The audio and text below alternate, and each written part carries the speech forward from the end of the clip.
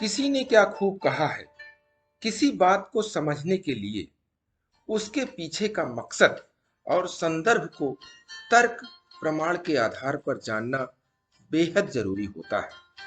तभी बात पल्ले पड़ती है। नमस्कार दोस्तों, मेरा नाम प्रेम प्रकाश पांडे है। आज अपने चैनल पर एक नई बेहतरीन मोटिवेशनल स्टोरी लेकर के आया हूं। आज की मोटिवेशनल स्टोरी का शीर्षक है जवाब के पीछे के तर्क को समझें।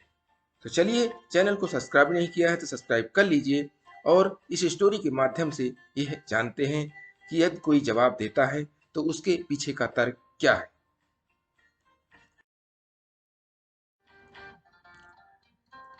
एक 7 साल की लड़की को मैथ्स पढ़ा रहे टीचर ने पूछा, अगर मैं तुम्हें एक सेब दूं, फिर एक और सेब दूं और फिर एक और सेब दूं तो तुम्हारे पास कितने सेब हो जाएंगे?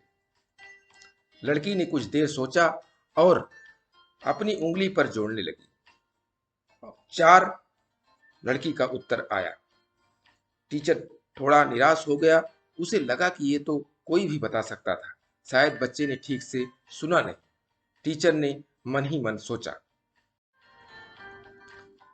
उसने पुनः प्रश्न दोहराया, ध्यान से सुनो, अगर मैं तुम्हें एक सेब दूं, फिर एक और सेब दूं और फिर एक और सेब दूं तो तुम्हारे पास कितने सेब हो जाए?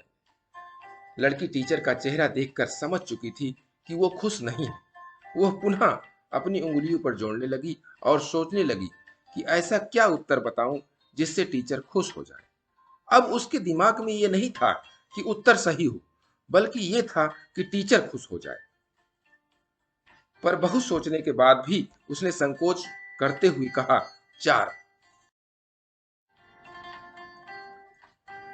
टीचर फिर निराश हो गया। उसे याद आया कि लड़की को स्ट्रॉबेरी बहुत पसंद है। हो सकता है सेब पसंद ना होने के कारण वो अपना फोकस लूज कर रही हो। इस बार उसने बड़े प्यार और जोश के साथ पूछा, अगर मैं तुम्हें एक स्ट्रॉबेरी दूं, फिर एक और स्ट्रॉबेरी दूं और फिर एक और स्ट्रॉबेरी दूं तो तुम्हारे पास कितने स्ट्रॉबेरी हो जाएंगे? टीचर को बहुत खुश देखकर लड़की भी खुश हो गई और अपनी उंगलियों पर जोड़ने लगी। अब उसके ऊपर कोई दबाव नहीं था, बल्कि टीचर को ही चिंता थी कि उसका नया तरीका काम कर जाए। उत्तर देते समय उसकी लड़की फिर थोड़ा झिझकी और बोली, 3। टीचर खुश हो गया। उसका तरीका काम कर गया था। उसे लगा कि अब लड़की समझ चुकी है और अब वो इस तरह के किसी भी प्रश्न का उत्तर दे सकती है। अच्छा बेटा, तो बताओ, अगर मैं तुम्हें एक सेब दूं, फिर एक और सेब दूं और फिर एक और सेब दूं तो तुम्हारे पास कितने सेब हो जाएंगे? पिछला जवाब सही होने से लड़की का आत्मविश्वास बढ़ चुका था। उसने बिना समय गवाए उत्तर दिया, 4।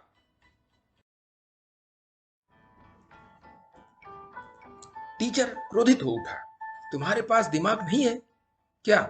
जरा मुझे भी समझाओ कि 4 सेब कैसे हो जाएंगे?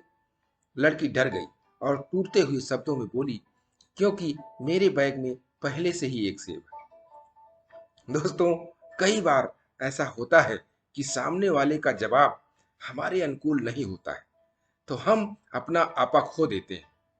पर जरूरत इस बात की है कि हम पहले उसके जवाब के पीछे का तर्क क्या सब है समझे। विभिन्न माहौल और संस्कृतियों में पढ़े बढ़े होने के कारण हर एक चीज को अलग अलग तरीकों से देख समझ सकते हैं। इसीलिए जब अगली बार आपको कोई अटपटा जवाब मिले तो एक बार जरूर सोच लीजिएगा कि वह कहीं ऐसा तो नहीं है कि हम भी छुपे हुए सेब को नहीं देख पा रहे हैं।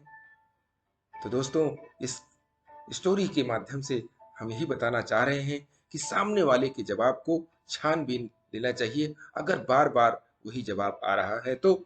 और इसके लिए प्रतिदिन सुबह 5:30 बजे एक नई कहानी, एक नई उमंग से दिन की करे शुरुआत। तब तक के लिए छोटों से मिले प्यार और बड़ों से मिले आशीर्वाद और भगवान के सहारे के साथ यही कहूंगा कि काम तो सभी करते हैं, पर काम करो कुछ ऐसा कि उदाहरण बन जाए। ये छोटी सी स्टोरी आपको अच्छी लगी तो लाइक कीजिए, शेयर कीजिए और अपने मित्रों को भी सुनाइए और कमेंट्स कीजिए। और चैनल को अभी तक सब्सक्राइब नहीं किया है तो सब्सक्राइब कर लीजिए और नई नई बेहतरीन मोटिवेशनल स्टोरी पाने के लिए प्रेस बेल आइकन।